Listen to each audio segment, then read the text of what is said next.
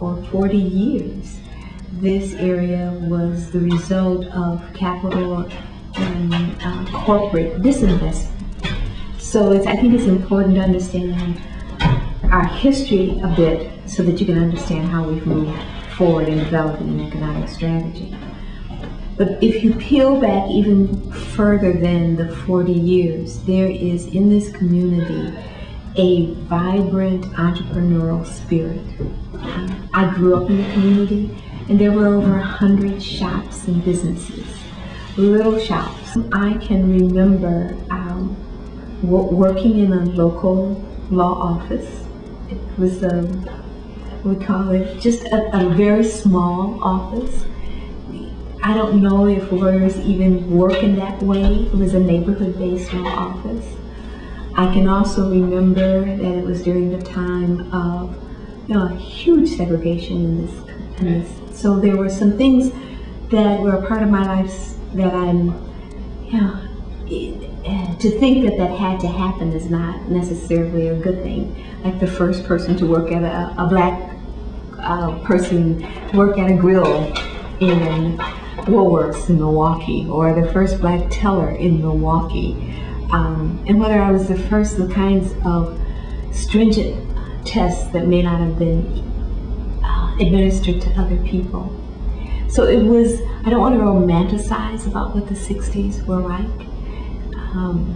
There was work, but there was a clear experience. My experience was that there was a difference between how I was treated and some of my classmates. If I would tie the economy to my parents, there didn't seem to be a hardship, but I don't know that to be true or not. But my father was still working, and my mother was a homemaker. So, but there were two things that happened in the 60s that almost wiped out the memory of the entrepreneurial history of this community.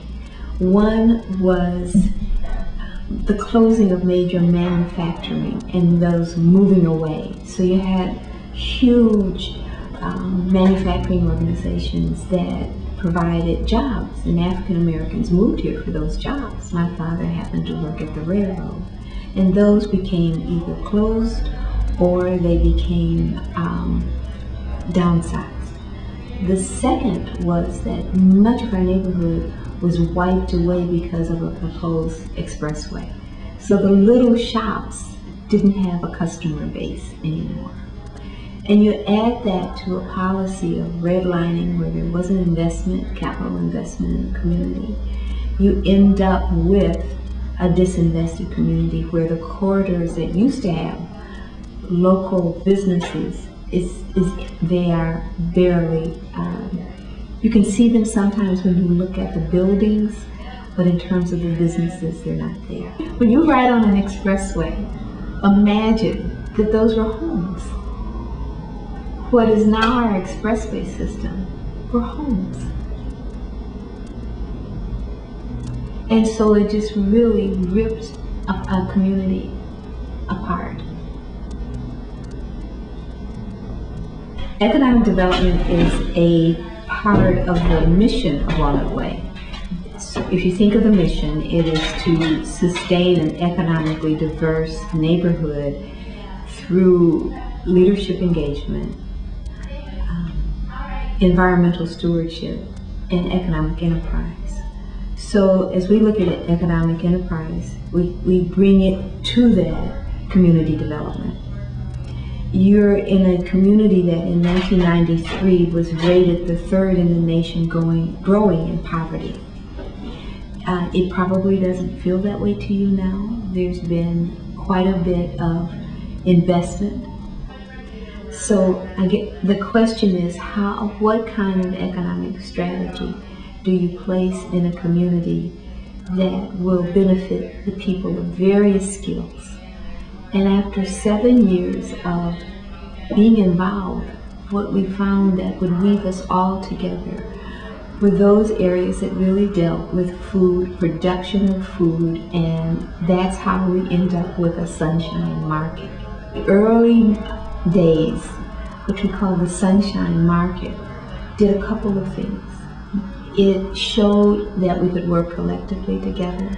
It showed that we could take vacant lots that had been dumped upon, not littered, but dumped upon and imploded on, and remediate them to be viable, healthy produce gardens.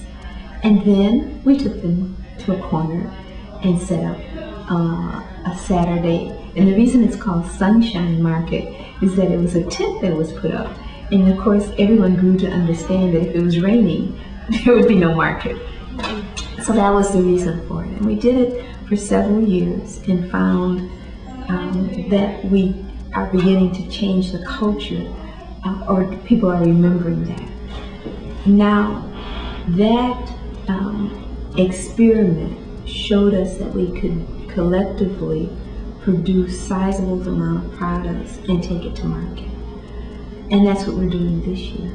And that program is called Backyards to Markets. We learned in Saskatchewan, Canada, there are families that garden on